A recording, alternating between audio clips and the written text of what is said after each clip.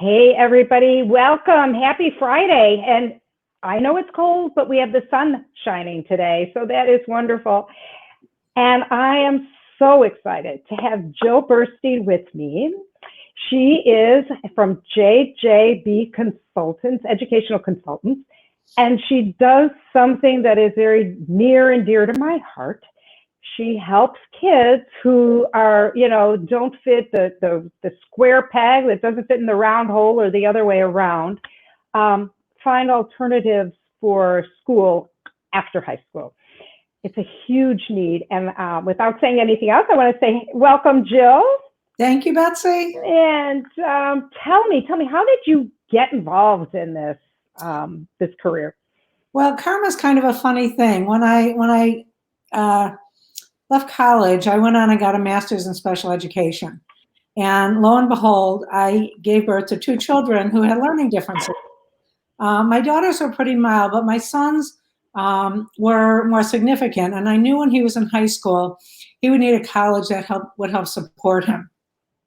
I started looking at schools around the country, and I was amazed at what was out there. And I was at a job that had kind of run its course, and I decided to start this business to help kids with learning differences find appropriate colleges where they could be successful.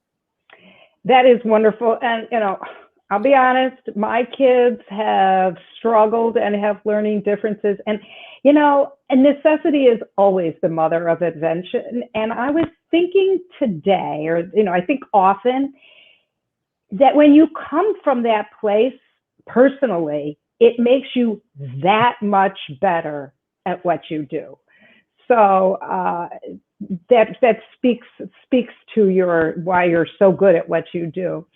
And so talk to us about what opportunities are out there, what kids, what makes a good match, some of the examples of what you see. So all our kids have some kind of documented disability. Most of them have some kind of learning difference, verbal issues. They have ADHD. They have some mild mental health issues, anxiety, depression. We see a lot of kids on the autism spectrum. A lot of them are college capable, but only 22% graduate. So that's, as my son says, all our kids have something. Yeah. And the only kids we can't work with are kids who are kind of out of control with their behavior. Okay. They need to go kind of get that in check, and then we can help them. Okay.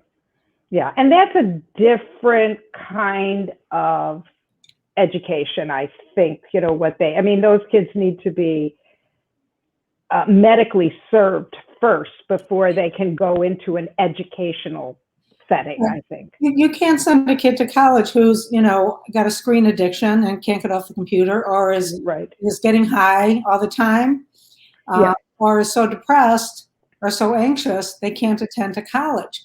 Right. Well, they need to get a handle on that. We have people we refer to. Oh, really? Okay, that's good. So even if they have that, they could call you and then they could get some referral. We have a student this year. We started working with him, and we saw his behavior was really out of control. He was way too aggressive with his mother. So we sent him to a colleague. He's in a therapeutic program right now, getting his emotional regulation settled down. And then he'll come back to us and we'll do his college placement. Much better than the other way around. Because absolutely. I know that what would happen is he would go to college because you have to go to college, and then he would end up on the mom's doorstep, hopefully alive, and then you'd be scrambling to get him into this program, and it would be a major nightmare. Absolutely, and we're really careful to really dig deeply into the kids we're working with. If there are any red flags that their behavior is out of control and they're not ready for college, we're happy to help them with college or a post-secondary setting for kids who are not college. They might be college able but not college ready, or kids who don't have the cognitive ability. But we want to get those other pieces settled down first, and then we can move on with their education. That's great. And you're another set of eyes that really is looking at this, because as good as our high schools are, I know that they sort of want to just get you out, get you into some college and have a statistic. It's a real range, and some it's not even some high schools are better. Some high schools are better with some kids. Yeah. But again, we're very thorough because we never want to set a kid up for failure. Right. And sending them off to live in a dorm, to a lot of people that sounds like, well, that's what kids do. But for a lot of our kids, that's not the path they need to follow. Right. Whether it be emotional support, or they may need help with independent living. They may be the kid who doesn't shower, right, or the kid who can't get off the screens, or can't get up in the morning, has no friends. And even the services that they have, I mean, and I'm just going to say, I sent my child to a school that everybody would know, and she needed a speech and language pathologist, and there was none to be had. And I'm like, what? It wasn't like she had something really wacko. A speech and language, she never should have been there. Well, and that's when it's so important to be thorough. Yeah. We have a student right now, and she also needs speech and language.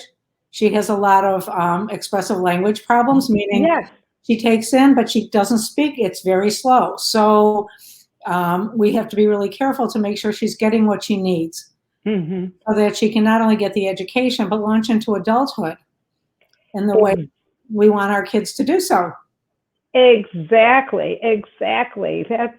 That is wonderful. Do you have other interesting examples that, certainly you could share, a little story about some of your success stories or challenges? So I'm going to give you, I will give you one that I'm not proud of me, I'm proud of her. Okay. And I don't want to tell you too much because we take confidence. Yes. I don't mean, we're speaking very generally. Right. So you can change some of the story. Brilliant, beyond brilliant. Okay. On the autism spectrum, had some emotional stuff and really a complicated profile. She worked her tail off. She wanted to do screenwriting, which is a very hard field, very incredibly hard. She was accepted into a top program, top 5 in the country. Wow. She is there. She is doing great. And I get goosebumps whenever I think of her. We have other kids, and I'll give you one in the middle, who, they're average students, and maybe they have not found the success in high school because they haven't been supported the way they need to. And we send them off to college. And we had one kid, she had a 1.9 GPA, which is like a D+. Yeah. And she was quite capable of doing better. We sent her to a school that had great supports. And her first semester, she had 2 A's, 2 B's, and a C. That's wonderful. And she found something to give her that spark in her, in her soul. And it changes the whole family paradigm, because all of a sudden the parents see, my kid is capable. She's going to be okay. Yeah. Okay? Yeah. That's such a hard thing. And I'm sure you're able, part of what you do is calm the parents down, calm the kids down, let them know that there is a space for them. We just got to find it. Absolutely. And like I said, we were very thorough. We dig deeply. I was working on a list today of one of our juniors, and he's not a good student. And I already have, he's about a C student, and I have 14 schools on his list. That's great.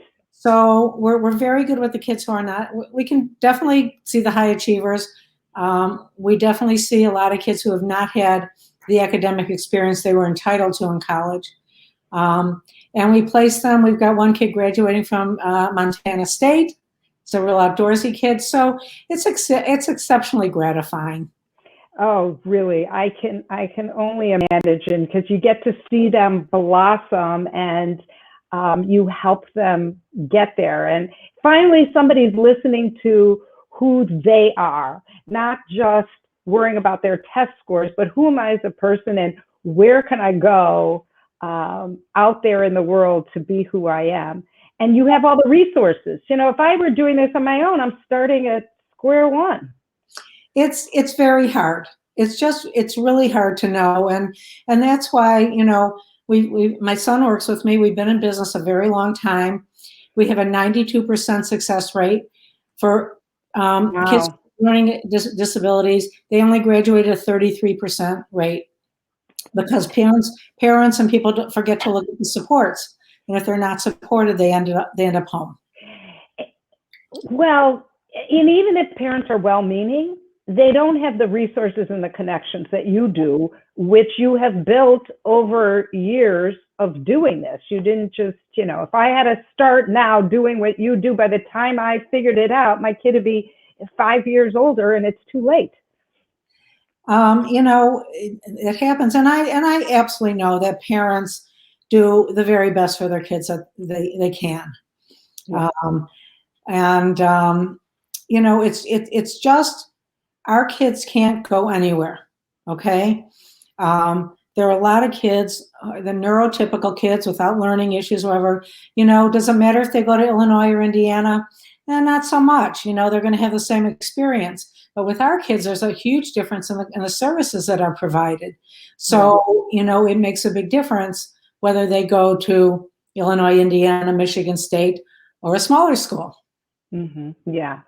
Yeah.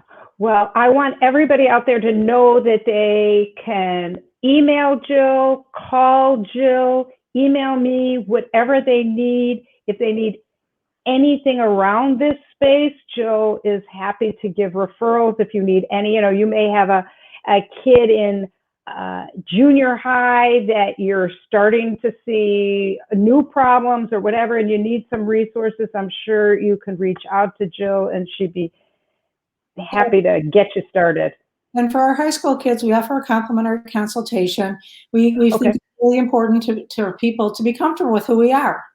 Right. It has to be a good match, like anything else. And we're going to have their child's future in our hands. So we want them to be comfortable. Right. So right now you're doing them virtually, I would assume that. It's killing me, but we are. You know, we have a whole class of kids we haven't met. And I have promised every one of them that we'll meet in person by the time they go to college. Oh, that's so sweet. I love that. I love the kids. I miss the kids. You know, that's why I became a teacher. Right. And so, yes, that is my goal. And it's going to happen. Dr. Fauci says we're going to get there. He said this September is going to look a lot different, which is wonderful for the kids that you're seeing now that are going to go to college in the fall. They are going to have a much different, more normal. We're going to stay positive. They're going to have a more normal college experience. Yeah, thank goodness. Yes. You know, our kids who are freshmen, I mean, their senior year was completely disrupted.